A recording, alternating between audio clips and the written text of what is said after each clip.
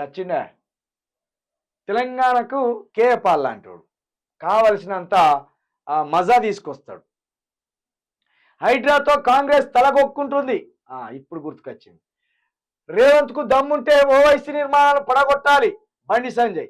హైడ్రా దుశ్చర్యలతో సంక్షేమంలో real estate పేదల జోలికొస్తే ఊరుకునేది లేదని హెచ్చరిక. రోజు ఈ బీజేపీ నాయకులు మన వీడియోలు చూస్తారు. రోజు బీజేపీని తిడతా శిల్క ప్రవీణ్, మనం మాట్లాడతలేమని అంటాండా, మనం ప్రతిపక్ష పాత్ర పోషిస్తలేమని అంటాండి శిల్క ప్రవీణ్ అని రోజు మాట్లాడుకుంటారు వీళ్ళు. ఇప్పుడు ఏమంటాడు, రేవంత్ దమ్ముంటే ఓవైసీ నిర్మాణం పడగొట్టాలి. మరి గిదే మాట రేవంత్ రెడ్డి నీకు దమ్ముంటే నీ అన్నది పడగొట్టు ఎందుకంటలేవు? ఎందుకు? ప్రతి సమస్యలో హిందూ ముస్లిం గొడవ పెట్టాలని చూస్తావా? ఓవైసీది పడగొట్టాలి, రేవంత్ రెడ్డి అన్నది పడగొట్టాలి, V6 వివేకుడి పడగొట్టాలి, పట్నం మహేందర్ రెడ్డిది పడగొట్టాలి, పొంగులేటి శ్రీనివాస్ రెడ్డిది పడగొట్టాలి.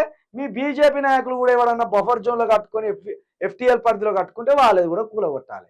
ఇగో ఇది మాట్లాడడం అంటే.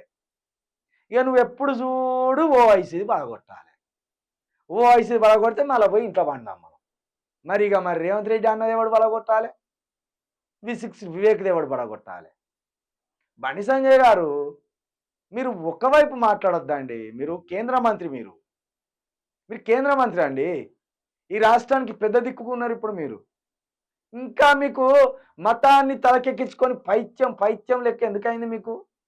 పచ్చకామెరలోనికి లోకమంతా పచ్చగా కనబడ్డట్టు ఎందుకు ఎప్పుడు మీకు ఈ ముస్లింలే కనబడతారు?